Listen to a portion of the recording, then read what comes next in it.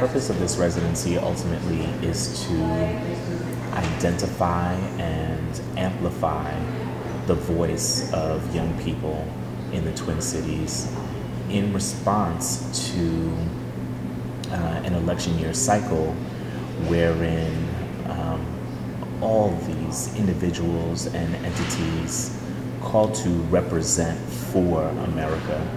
Well, this is an opportunity for young people to represent very specifically a youth platform and an individual platform and articulate a vision for what they feel America is and the ways that they feel America can be represented.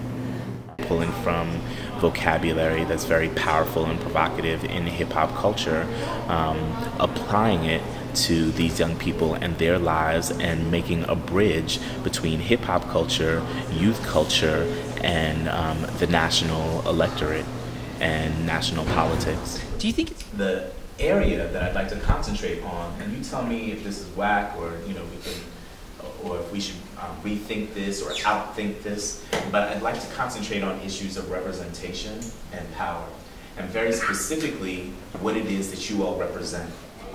So if you want to spit like part of your piece right now so we can get an idea of what it is? Do you want me to just, it'll take like, I mean I can just read it real quick. It's only halfway through, okay. My mother has been cracked open, exposed to the world. She is no longer a mystery as her secrets have slowly been whispered within cafeteria lunch table cracks and half-filled coffee cups. They have flooded late night dinner discussions and have infiltrated afternoon dreams. Her stories always take place during 2 a.m. conversations with God. They are prefaced by tears dripping upon cheeks, but always conclude with a heightened purpose and a smile. See, her tales are being told during drunken toasts and smoke breaks that tend to take longer just to hear the entire meaning. They are scribed as dedications on first pages of journals and are scarred upon skin, sacrificing the pain for their scripture-like reminders. They're trying to sell me, plant seeds in the blacks from the lynching tree. They're trying to sell me, tie tracks to the backs of Cali Chinese. They're trying to sell me, give faggots to the gays so their fire lasts. They're trying to sell me, watch the Jews through shards of crystal not glass. They're trying to sell me, oppression. Of course, the name of the game is Sisyphus. My name is Great Destiny.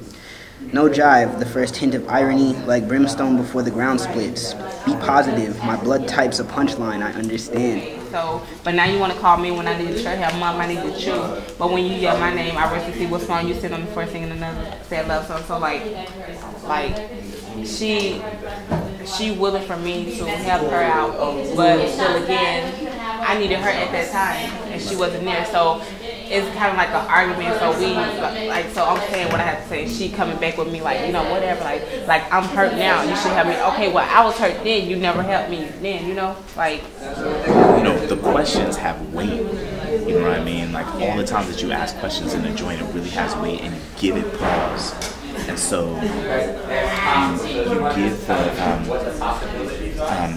give the words their due. You know what I mean? Right, yeah. And that's why my whole shit is like slow down. Because the words are so dope. Each one of them is precious.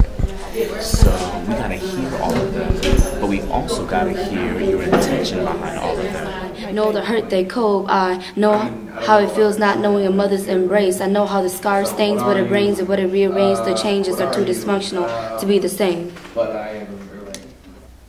Wake up to nightmare, she screams.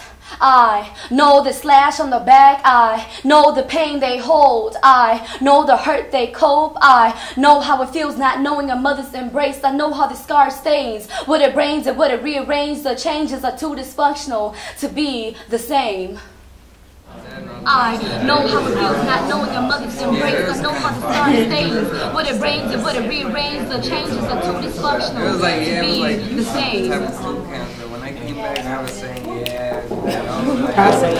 Our project is about kind of capitalism, like I guess in soul in a way. Like people sell you what society is supposed to think that you are based on categories of representation and all that stuff.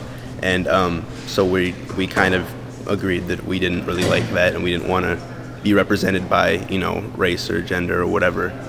And yeah, just be open about it.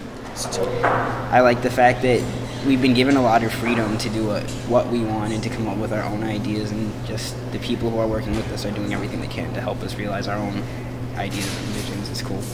The process became the product. And what I mean by that is when I came in, I thought that we were going to make very overtly political pieces that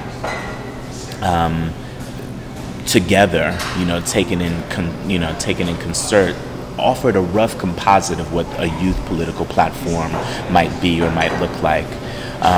The pieces instead were very deeply personal and political in the sense that, the youth voice was activated, but there were no stump speeches in verse. There were no,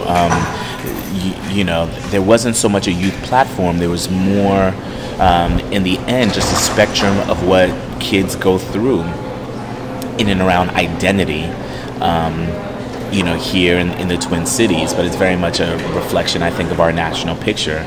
I think that there is a poor relationship between adults and young people in terms of really giving young people a chance to express themselves, to define themselves, and to celebrate themselves.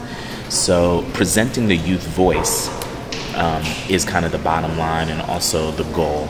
You know what I mean? The fact that it took the direction that it did was somewhat surprising to me, but doesn't mean necessarily that we deviated from the ultimate goal, which was to present, the youth voice in whatever shape and in whatever form.